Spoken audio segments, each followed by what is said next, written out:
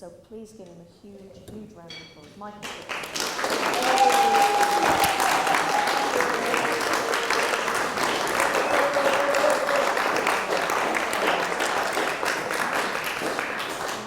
Enough, enough. You're not here to have a good time. I knew you were scary. Could I have the first image, please? This is my baby son, Max, number 3, who is, as you see, a cameraman. And what is interesting about Max, and why I open this talk with him, is that as soon as he could walk, his 2 older brothers noticed that he was a prodigious observer and that he could see things and find things even before he could walk. And when we were at the beach, the 2 boys would drag him along to rock pools, and he would always see what was at the bottom. He always spotted things. It was amazing. And indeed, when he was crawling, and if he went abroad, he used to, for a period, he was fascinated with woodlice and the way they curl into balls when you pick them up. And he'd go for things. And we had to watch him very carefully because he used to find scorpions. And it's ironic that he's now a very successful movie cameraman. That was my introduction. And having established that and put this slide in, I pause now for an additional insert, which is as follows. I have a whole bunch of heroes, but 2 of my principal heroes are Charles Eames, the American designer, who I used to work for, and Saul Bellow, the American novelist, Nobel Prize winner, both of whom have informed my life and activities for more years than I dare to think of. And I always thought a designer on that horizon and a novelist on that horizon. And I would recommend to any of you who don't know the work of Saul Bellow to buy a book. And I would recommend any of you who don't know the work of Charles Eames to be ashamed of yourselves. This is a man who has 42 chairs in the Museum of Modern Art. Boy, that's an achievement. This is a man whose house in Pacific Palisades is the overriding vision of what modern architecture promised. I thought they were separate, and then I realized they both have one overwhelmingly synchronous characteristics. They are noticers. And Charles Eames, who is famous for the quote, "The connections, the connections, the connections," which was essentially talking about the way he put chairs together. And Bellow, who was a writer, who had an astonishingly razor-like ability with words about things he'd noticed. So Bellow was noticing things in the social and material world. Eames noticed things in the hard business of mechanical junctions, if you like. But they were both noticers. And this cheered me up enormously because I realize, without being over arrogant, which is a tendency of mine, which I have to keep in check, I'm a bit of a noticer. Geometer? Bullshit. I'm a noticer. And what I've done for these last years in the crop circles is notice things. And I think this is driven more acutely home to me, like a 6-inch nail in my skull, to go onto the crop circle connector and look at the diagrams there and be appalled again by the poverty of noticing.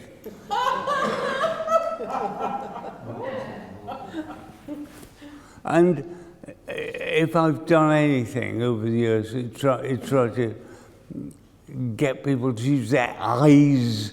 Eyes. Look.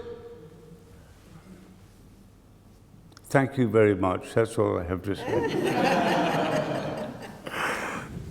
Okay, so there's dear Max.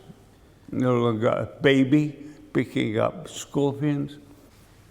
In '94, I was a member of the now deceased but little mourned Centre for Crop Circle Studies Council. And one weekend, the council meeting was being held on a Friday before the Glastonbury Symposium. And Max wanted to come with me. Max was neither the professional cameraman he is now, nor the baby he was in my previous description. He was about 14 or so, I suppose. And we drove from London to down to Glastonbury. And on the way through Froxfield, he did what I love him for. He noticed something. He noticed a crop circle on what was, in fact, a fairly distant and shallowly sloping field. I couldn't have noticed it. I wouldn't have noticed it if it had slammed me in the face. He noticed it. And so we then spent 20 minutes cycling through the country lanes in my car, trying to find the field in question. And this is what we found. Now, this is the Froxfield formation of '94, which is loosely based on the geometry now well publicized as the Flower of Life. And I went in and I was overwhelmed by a sense of welcome. And I thought, what is this? This is not like other formations I've seen. There is something drawing me here. And I didn't fully understand the geometry at this stage. It was quite big. As you see, it's 4 tram lines wide. But there was something easy and inviting about it. And I didn't quite know what it was. And then I realized there were hospitality portals. That is, there was no point at which one had to bash one's way through standing clumps of wheat. The clumps of wheat which the geometry had generated were separated. They were separated to the extent that they were easy and inviting to walk through. Next slide, please. There is a diagram. Now, again, going back to the horrifying generality of many of the diagrams, you will see that those black spaces diminish to the point demanded by the geometry. Next slide. Now, we all know that geometry, and all crop circle people know that geometry, and they have a kind of mental blank. They think, oh, if the crop circle is based on the flower of life, we just draw it up like that. Now, here's the point about that.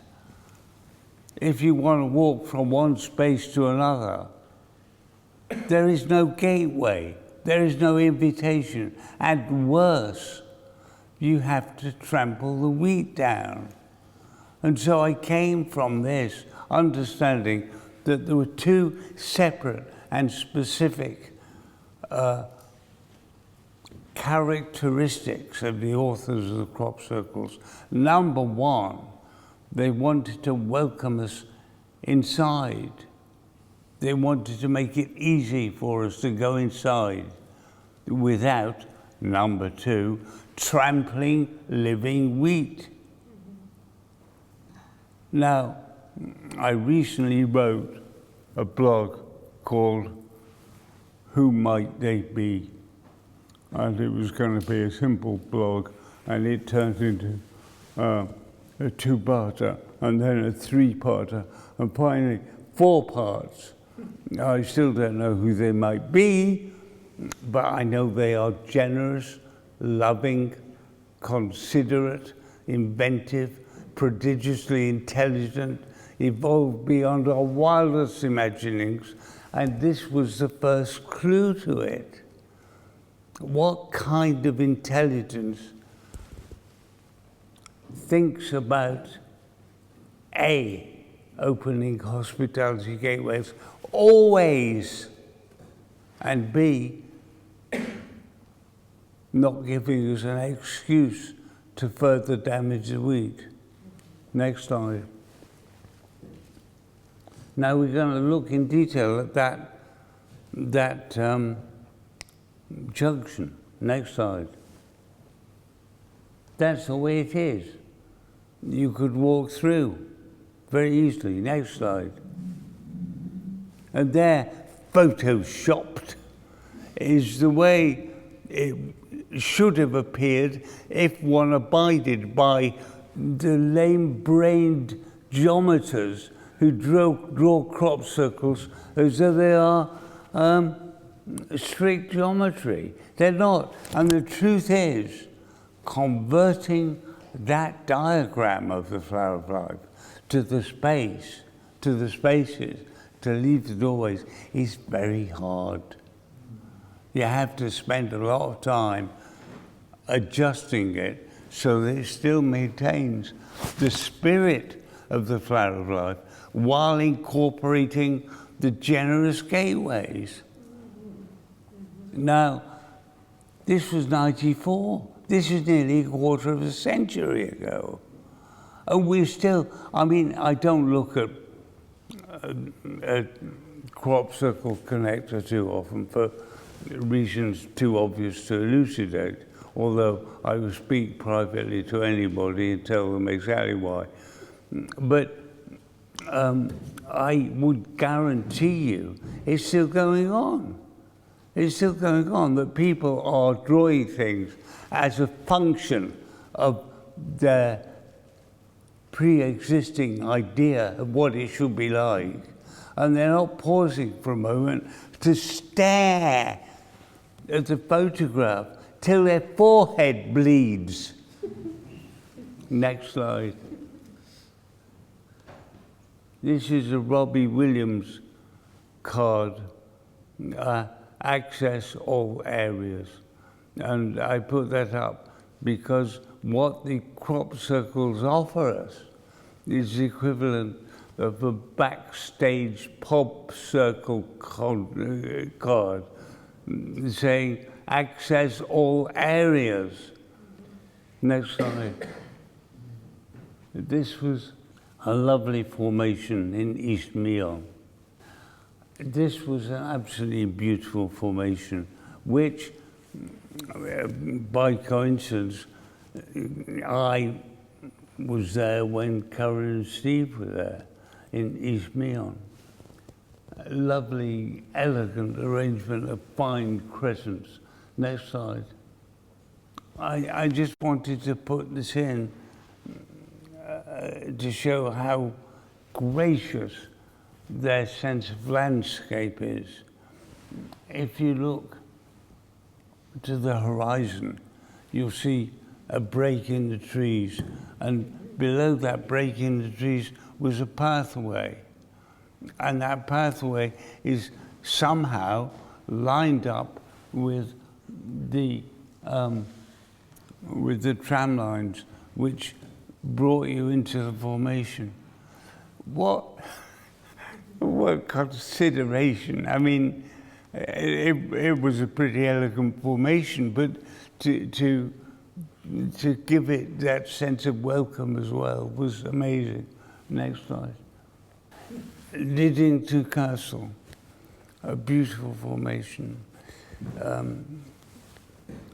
But the geometry of the tram lines, the relationship with the exact positioning of the formation in relation to the tram lines is so telling. Next slide. Tramline number 1 allows us into those two. The dark green is laid, obviously, and the white is standing. So all 3 sets of tram lines give us access to different components. But as you can see, tramline 2 gave you access all areas. Now, what a piece of engineering! You know, this design, this beautiful design, existed in some, I don't know, was it in some sort of computer, some sort of mind? I don't know. But the tram lines were there before. The tram lines were there already. So some accommodation had to be made at the last minute. How big is the formation? How enlarged or shrunken does the formation have to be, and where exactly over the field does it have to be before we push the lay button? But I can imagine no other procedure. I mean, it's not a coincidence that those tram lines so miraculously accommodate every possibility of access. There is a prodigious engineering operation going on here, apart from everything else. Next slide, please. This is the fractal square, known as the Thistle King's Castle, because, next slide, the highest spot in the field housed a tall thistle, which was higher than the crop. And go back one, could you? And one of these large circles, I don't know which it was positioned directly and accurately to a centimetre over that thistle. Now, there is no alternative to that statement, in that the thistle was fully grown on the morning the crop circle was discovered. How could this be? This massive square formation had to be positioned exactly, next slide, so that you can see how the circle is swirled around its stem. What an astonishment!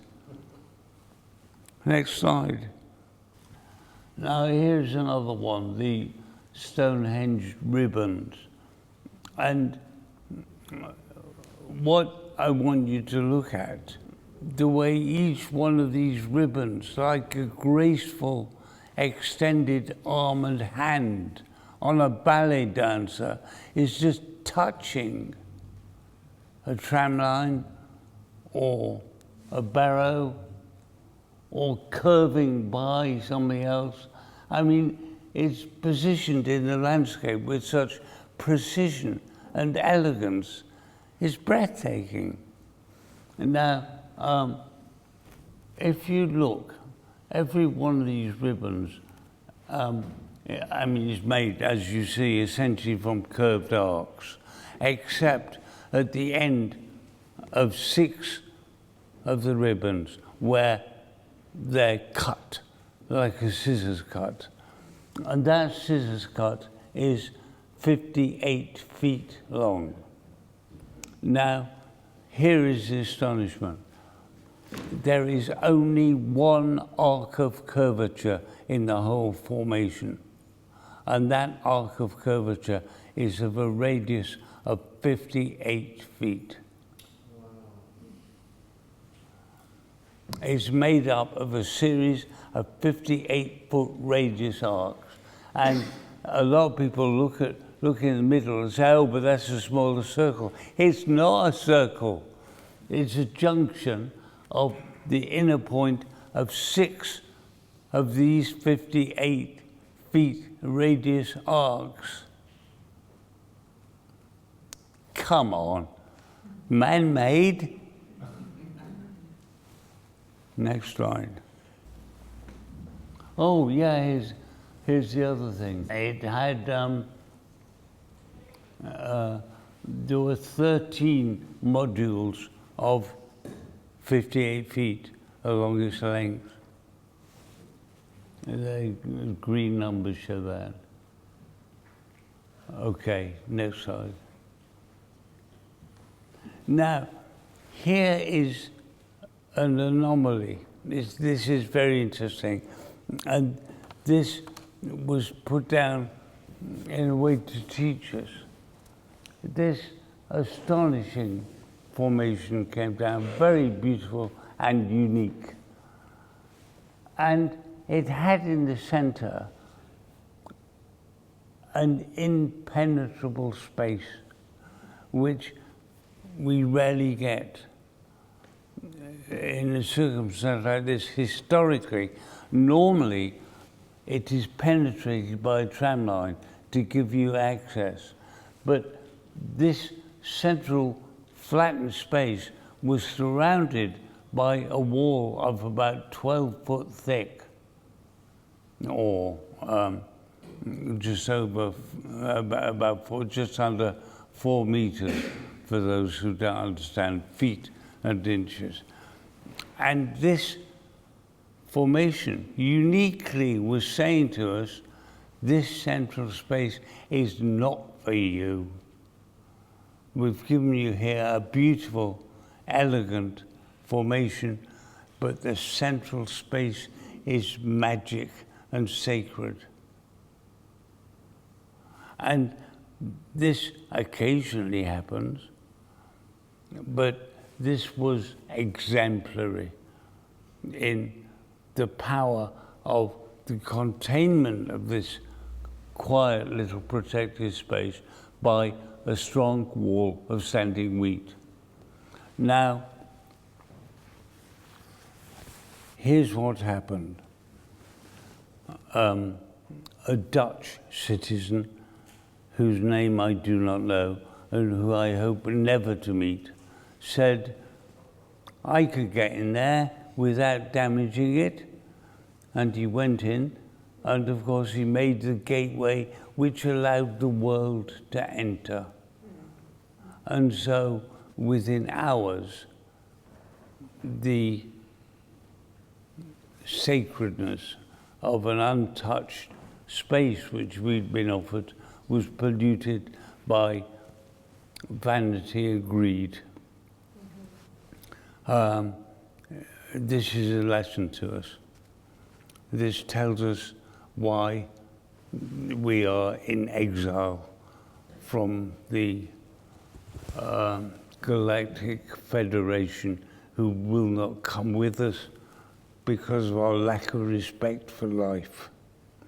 And in trampling down that wall of wheat, this person demonstrated very powerfully how undeserving we still are for contact and membership. But it'll be all right. Next slide. Well, of course, this is the Barbary Castle Pie Formation of 2008, which is dear to me, dear to Karen, dear to Gary, dear to so many of us, because it was the first formation which so precise. I mean, this was so articulate. This encoded the first 10 digits of pi so clearly that even the most rabid of scientists would find it undeniable. The way it encoded pi, next slide please, it encoded pi in a way which is quite easy to find. Anybody, again, if anybody wants to know privately, I'll tell them. Next slide, please.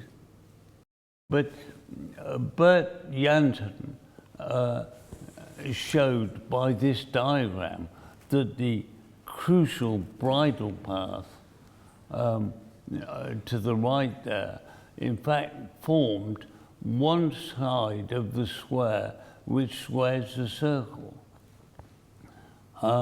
which is pretty amazing in view of the fact that the crucial message of the formation was pi, and squaring the circle are welded together as concepts. Next slide, please. This is a small formation at Uffington.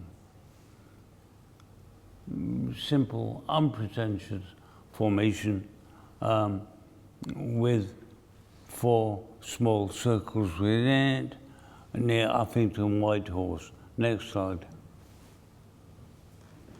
Now, here is the diagram, and what is amazing is that you have 2 major laid areas, A and B, and the single tram line gives you access to both. And the 4 circles, the 4 small circles, can be accessed from the same tram line. But what is amazing about this, and I include this finally, is that the diagram drawn on the connector showed these circles as separate, intact circles, not bridging over to form an entrance. So they were complete circles and sealed off. And of course, the beauty of this formation was the access that was being given. And all they had to do was look at it. Next slide. This is a crucially important formation of which Gary spoke yesterday. And I want to talk about the geometric astonishment of this formation. The idea that this was man-made, as always, is ludicrous. In 1993, I put forward the axiom, any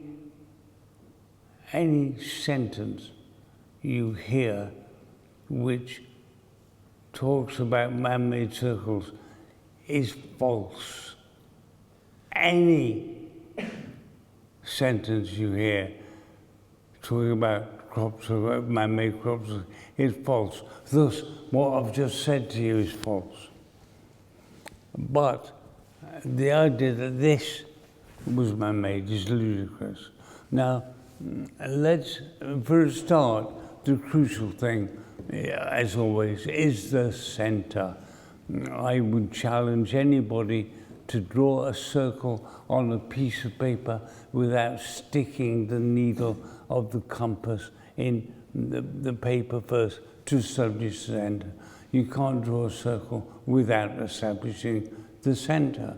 And likewise, I don't know how they make these discs, and in this formation there are probably 6 or 8 discs relying on the centre, and the centre is marked by 3 elegant large leaves which are undisturbed. How did they do it? But more importantly, there are around the perimeter 33 small rectangles. You can see them, they're right at the edge. And it is a formation of 5 linear tram lines. Now, if I set you, or a mathematician, or a geometer, the task of driving 5 tram lines across a circle, which was divided into 33 in a way that you could guarantee that the relationship between the tram line and the 2 points of crossing was somehow significant. You would say impossible. 33 and 5? It ain't gonna work. Next slide, please. That's the Immaculate Centre with its first circle. Next slide. Now, these are the points at which the 5 tram lines cross the outer circle. And I'm going to show you the relationships that are made with those rectangles. Next slide. I've dotted the rectangles with red so that you can see. That's number 1.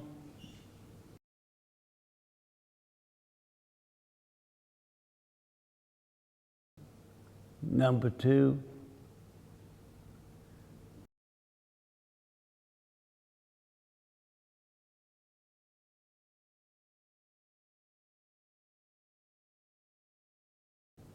Next slide.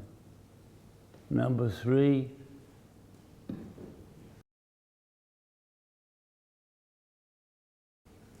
Number 4.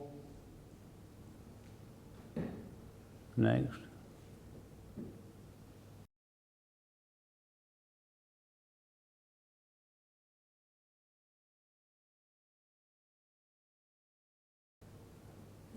And that's it. Now, it's easy when you see it done, but who worked it out? The tram lines existed before. The tram lines have been there for seasons. So you make up this huge confection, this huge idea in your head, and you organize it so that when you lay it, it synchronizes, bing, like a well-made Swiss watch. And the bits fit together with perfection. I'm just dazzled by it. I think that's all I know.